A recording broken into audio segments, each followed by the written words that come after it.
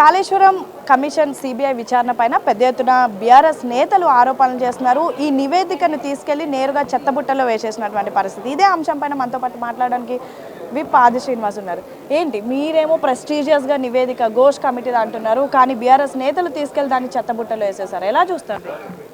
తెలంగాణ ప్రజలు ఇప్పటికే బీఆర్ఎస్ పార్టీని ఆ నాయకులు చెత్తపుట్టలో వేసినటువంటి సందర్భం మనం అందరం చూసినాం.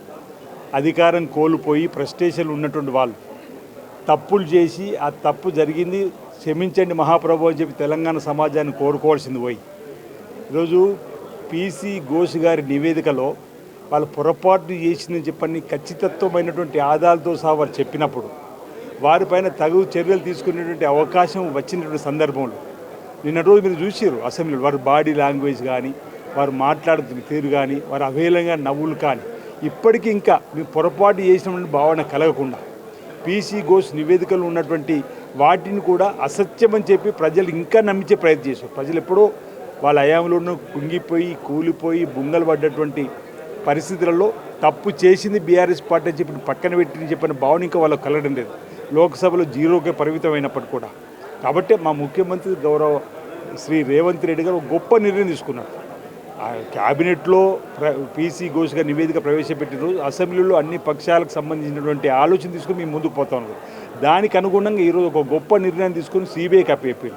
ఆ సిబిఐ ద్వారా తప్పనిసరిగా విచారణలో వాళ్ళు చేసిన తప్పులు బయటపడితే కఠిన పరంగా వారిపై చర్యలు చెప్పని భావిస్తా ఉన్నాం. ప్రధానంగా ఇది పీసీ ఘోష్ కమిటీ నివేదిక కాదు, కాంగ్రెస్ ఇచ్చినటువంటి నివేదిక. అన్నీ కూడా తప్పుల తడకలు ఉన్నాయి అంటూ కూడా పెద్ద ఎత్తున బీఆర్ఎస్ నేతలు ఆరోపణలు చేస్తున్నారు. ఇప్పుడు పీసీ ఘోష్ గారి గురించి వారికి అన్ని విషయాలు తెలిసి కూడా కాంగ్రెస్కు సంబంధించినటువంటి అంశం అయితే కాంగ్రెస్ పార్టీ ద్వారానే వారిపై తగు చర్యలు తీసుకున్న ఆలోచన మాకు ఉండుంటే ఇక్కడ మాకు సంస్థలు ఉన్నాయి, సిట్ ఉంది, సిఐడి ఉంది. రాజకీయ కక్ష సాధింపుతోనే మాకు మమ్మల్ని ఇబ్బంది పెట్టే కార్యక్రమం చేస్తుందని చెప్పని వాళ్ళని అనడానికి అవకాశం ఉంది, స్కోప్ ఉంది. కాబట్టి ఆ అవకాశం వాళ్ళకి ఇవ్వకుండా, ఆ స్కోప్ ఇవ్వకుండా కేంద్ర ప్రభుత్వ రంగ సంస్థల నుండి సిబిఐకి అప్పయ్యపడి జరిగింది. అంటే ఎంత గొప్ప మనసు మా ముఖ్యమంత్రి రేవంత్ రెడ్డి గారు దాన్ని ప్రజలు ఆలోచిస్తున్న వేళ కక్ష సాధింపు అనేది లేదు. మాకు కక్ష సాధింపు అనేది ఉంటే ఇప్పటికెప్పుడు వాళ్ళు లోపల పడేస్తుండే అనేక తప్పులు చేసినట్టు ఉన్నది. కానీ పారదర్శకంగానే ప్రజాస్వామ్యయుతంగానే మేము విచారణ జరిపిన ఆ విచారణలో తప్పులు తేలినాయి. కాబట్టి ఎందుకంటే ఇప్పుడు ఏసీబీ అధికారులు ఇంజనీరింగ్ అధికారులపైన దాడులు జరిపితే ఎస్సీ సిఈ లాంటి వారిపైన విచారణ జరుపుతున్నప్పుడు 100 కోట్లు దొరికినాయి. అందుకని మా మిత్రుడు కూడా అన్నాడు, ఎస్సీ దగ్గరనే ఒక సిఈ దగ్గరనే ఇంత డబ్బు ఉంటే ఆనాటి సీఎం దగ్గర ఇంకెంత డబ్బు ఉండాలను ఆ నిర్ణయం వెనుక ఉన్నటువంటిది అనేటువంటి మాట అన్నారు. కాబట్టి వీటన్నిటికీ కాళేశ్వరం అనేది కమిషన్ అంటే ఈ కాళేశ్వరం అనేది వాళ్ళు కామధేనుగా మార్చుకుని చెప్పి మేము అనేక సందర్భాలు అన్నాం. ఇప్పుడు నిజమని తేలింది. కాబట్టి వారిపైన సిబిఐ తగు చర్యలు తీసుకుని భావిస్తాను అన్న. ప్రధానంగా ఇప్పుడేమో మీరు సిబిఐ ఇన్వెస్టిగేషన్కి ఇచ్చారు. గతంలో ఇదే సిబిఐ పైన మీ ప్రభుత్వం, మీ నాయకులు అనేక ఆరోపణలు చేశారు. ఇదంతా కూడా బీజేపీకి సిబిఐ కానీ ఈడీ కానీ వాళ్ళంతా కూడా మోడీతో కలిసి పనిచేస్తున్నారు. కానీ ఈరోజు సిబిఐకి ఇవ్వడం కారణమే. మేము సిబిఐని సందర్భాన్ని బట్టి విమర్శించిన మాట వాస్తవమే. సిబిఐ ఆ పరిస్థితులలో ప్రశ్నించే గొంతులకు సంబంధించి ఇబ్బంది చేస్తుందని చెప్పిన మాట మా రాహుల్ గాంధీ అన్న మాట వాస్తవమే. మేము కూడా అనేక సందర్భాలు సిబిఐని తప్పుపట్టినాం. కానీ ఇక్కడ రాజకీయ పరిస్థితులు వేరు.